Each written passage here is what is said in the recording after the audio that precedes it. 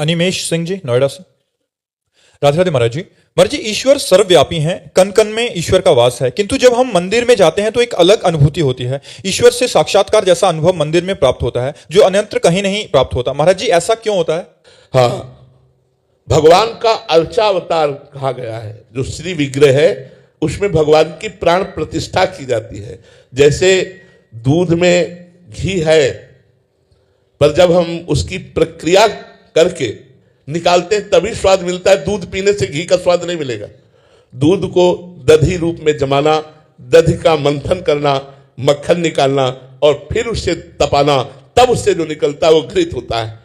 यद्यपि दूध में घी है पर घी का स्वाद एक निराला है और वो पद्धति से निकलता है। तो ऐसे ही कण कण को मिला करके जब आकार दिया गया और उसे आकार में प्राण प्रतिष्ठा की गई और जब भक्तजन अर्चना के द्वारा भगवान को वहां प्रकट कर लिए तो अर्चा विग्रह में स्वयं भगवान विराजमान है। तो अव्यक्त भगवान से व्यक्त भगवान का सुख तो मिलेगा ही अधिक। तो जब हम मंदिर में जाते हैं तो एक विशेष परमाणु, एक विशेष आनंद, एक विशेष सुख मिलता है क्योंकि वह भगवान प्रगट अर्चा विग्रह के रूप में विराजमान है।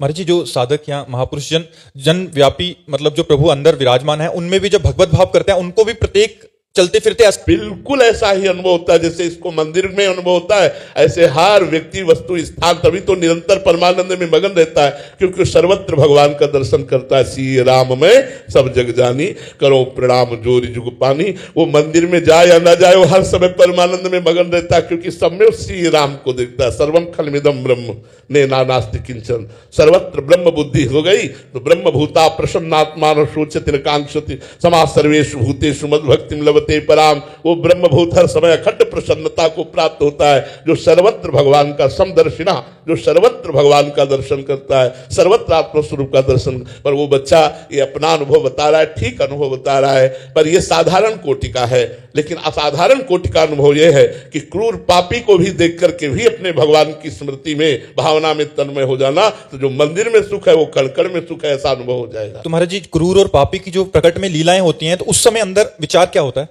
जैसे हीटर गर्मी फेंक रहा है लेकिन विवेकवान हीटर की गर्मी और कूलर, फ्रिज आदि, एसी आदि की ठंडी, इन क्रियाओं को देख करके बिजली को नहीं भूलता। उसको पता है बिजली दोनों में एक है। हीटर की गर्मी में और फ्रिज या एसी या कूलर आदि की ठंडी में बिजली तो एक ही है ना।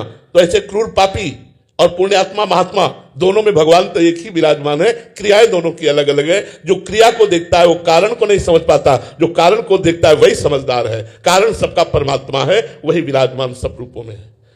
गायत्री जी उत्तराखंड से। महाराज जी, आपके चरणों में दंडवत प्रणाम। गुरुदेव, भगवत प्राप्ति और प्रेम प्राप्ति में कुछ फर्क है क्या? भगवत प्राप्ति में मोक्ष भी आता है, सारिष्ट सामीप्य सायुज्य एकत्वादि, लेकिन प्रेम में एक दुर्लभता है। वो मोक्ष भी दीयमानम न ग्रहणन्ति बिना मत सेवनम जना, वो मोक्ष देने पर भी स्वीकार नहीं करता।